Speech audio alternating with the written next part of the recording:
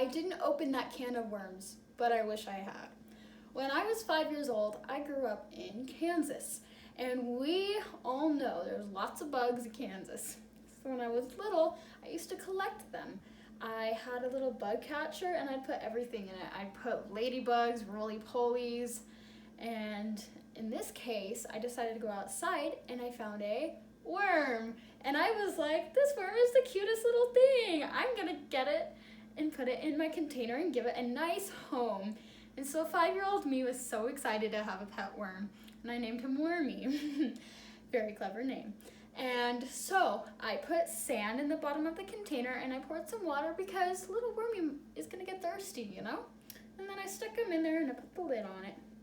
And then I went inside the house and I put the worm on my nightstand, and then I went about my day and I went to sleep, and then I woke up and I was like, I'm gonna go check on Wormy. And so 5-year-old me went and grabbed Wormy and looked inside, and oh my goodness, oh no, he's dead.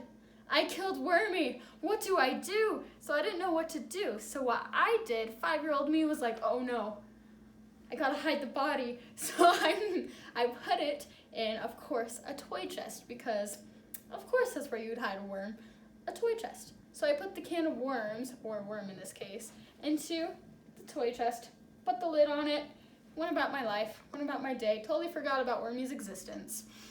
And so what happened was I went about my life, and I still played with the toys in the toy chest and totally forgot about Wormy. And then we decided to move to Arizona a year later. So my family, we moved to Arizona, and lo and behold, Wormy went with us.